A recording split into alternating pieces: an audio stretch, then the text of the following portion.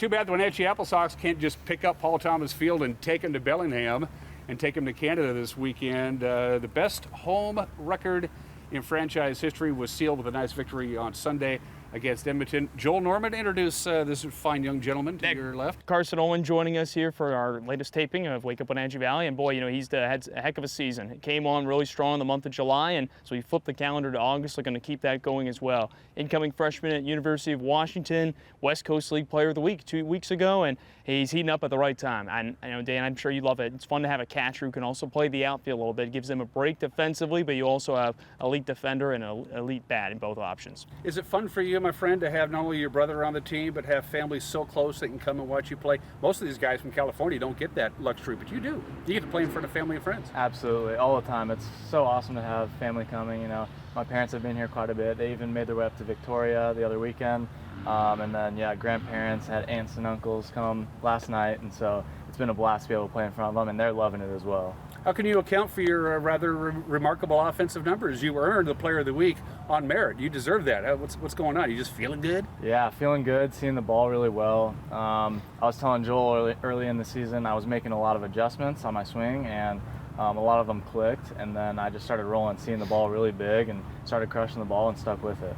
Adjustments on your own, or did your hitting coach pull you aside and say, I'd like you to do this or that? The coaches here with the AppleSox don't like to do that too much. They don't like to mess with our swings too much, but I did get a little bit of advice from Coach Kelly and worked on that, and it eventually ended up working. So, do you study your own film? Do you look at your own mechanics from an unbiased eye so you can see yourself, not inside yourself, and see what you're doing? I do, yeah. I usually screen record swings from inside games, and then also in the cages I'll be filming my swing to look at my mechanics and ultimately make adjustments needed. Your brother's on the team. Was it fun growing up to always have somebody to play catch with? Does he make you a better ball player and vice versa? Definitely. Looking up to him always.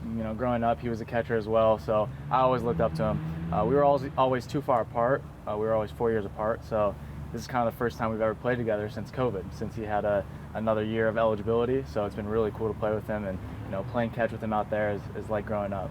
Joel, you've seen this guy play more than I have. Your impressions? Oh, it's been really fun to watch his development. I think every year, and Dan, we've talked about this before, the incoming freshmen, they have their learning stages early in the season, mid-June through the end of that month. It can be a tough stretch sometimes. Some guys come in, you're flying, ready to go.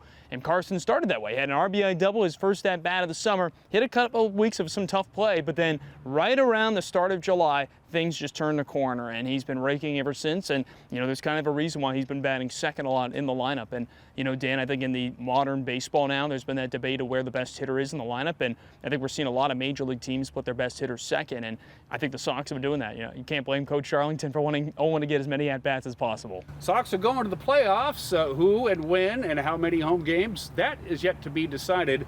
And starting tonight in Bellingham, a team, quite frankly, who's been playing us pretty much man up all year long. The Bells are good. They're a really good team, probably the best team in terms of pitching in this league. We think we're right there with them, but they've got a couple of extra arms who I think in there they've done a really good job. And this is going to be a test this week, taking on them. And, we owe them a couple of wins, I think. After what they came in last week, they stole a couple here. Now it's the AppleSox turn to go do that at Joe Martin Field.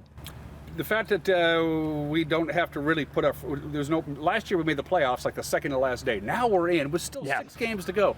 Does that make things just a little bit easier? Hey, let's go 3-3 in our final 6-game road trip and start kicking butt in the playoffs? Or do you want to just say, let's just take it to them now? I would say it's a good thing to know that we're in the playoffs, but once again, the record still matters for home field advantage. So we're definitely pushing hard to win all 6 games on this road trip right here, because we want to play here at Paul Thomas Senior Stadium for semifinals and the final game. So that's the goal.